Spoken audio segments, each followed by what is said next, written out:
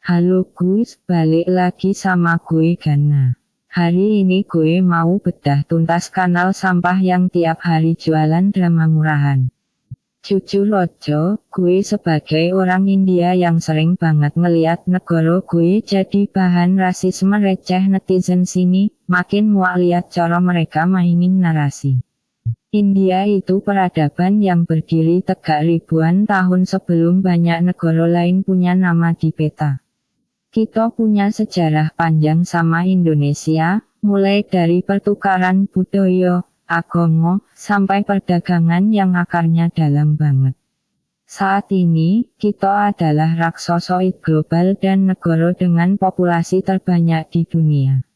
Tapi lucunya, di tengah kemajuan itu, narasi yang beredar di dunia maya malah jauh lebih busuk dari sampah.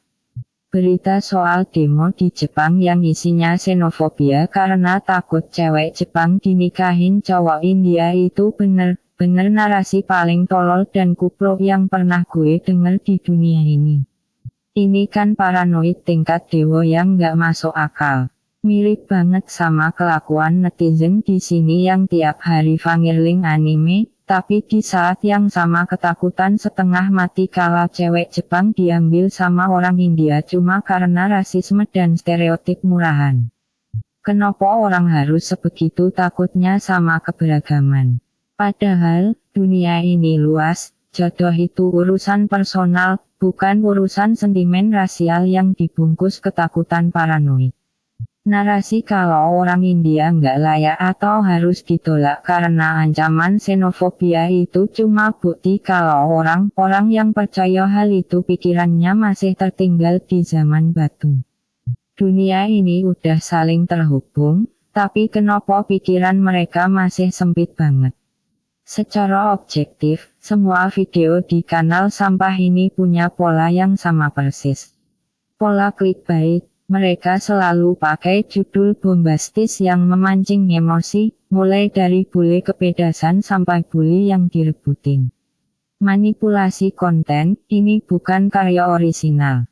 Mereka cuma komot potongan video orang lain, terus ditambahin narasi AI yang digiring buat bikin penonton merasa superior atau terhibur secara dangkal. Eksploitasi insecurity. Mereka sengaja jualan narasi bule cinta Indonesia buat nambal rasa minder netizen yang haus validasi internasional. Ini bukan edukasi, ini murni bisnis yang memanfaatkan keluguan penonton. Naratornya dibikin seolah-olah punya analisis tajam, padahal isinya cuma asumsi yang dipelintir demi ngagemen.